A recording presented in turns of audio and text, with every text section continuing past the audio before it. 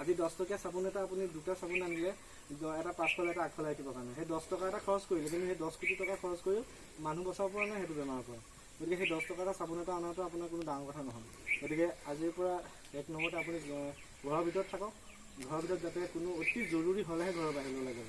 আৰু 2 নম্বৰতে হ'ল কি জনসমাগম ধৰক যেনেকৈ মই ক'লোঁ কণ্ট্ৰলৰ দোকানখনলৈ যোৱাটো, যাতে মানুহৰ ভিৰলৈ কোনো নাযায়।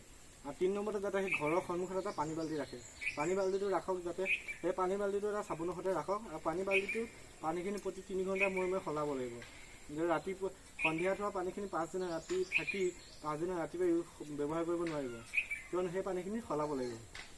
আৰু সেই পানীখিনি কি কাৰণে ৰাখিব দিছোঁ, দাদা যদি আগফালে কাম এটা কৰি থাকে, ইমাৰ্জেঞ্চি ঘৰৰ ভিতৰত কিবা এটা এক্সিডেণ্ট হৈ গ'ল, দাদাই দৌৰি গৈ পেলাই ঘৰৰ ভিতৰতে সোমাব, হাত পাছফালি গৈ হাতটো ধোৱাটো সেইটো মানসিকতা নহয়, নাহে সেইটো সময়ত। কিন্তু যদি আগফালে পানীটো থাকে বা আগফালে চাবোনটো থাকে, তেতিয়া সেইটো সময়ত কি হ'ব, পটককৈ হাতটো ধুই পেলাই সোমাই যাব।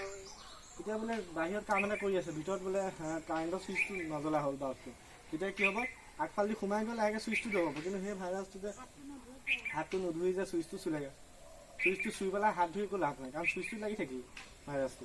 গতিকে সেনেকুৱা ধৰণৰ আগফালে যদি এটা পানী বাল্টি থাকে আৰু যদি চাবোন থাকে, তেতিয়া সদ্যহতে পাছফালে থাকেই, কিন্তু আগফালে এটা থকাটো বাঞ্ছনীয় নহয়। গতিকে সেই আগফালে এটা পানী বাল্টি ৰাখক আৰু এটা চাবোন ৰাখক। পানীখিনি নিয়মিতভাৱে আপুনি 2 ঘণ্টা মূৰে সলাওক, যদি ব্যৱহাৰ নহয়, যদি ব্যৱহাৰ হয় ভালেই। আৰু সেই তেনেকুৱা ধৰণৰ কথা, সেই 3টা কথা যাতে মানি চলে আৰু যিমান পাৰে চাফ চিকুণত থাকিব। আৰু ইয়াৰ ওপৰত মই অলপ লেখা আনিছোঁ, লেখাখিনি কৰি দিম, তাৰপিছত আপুনি এটা চহী কৰিব।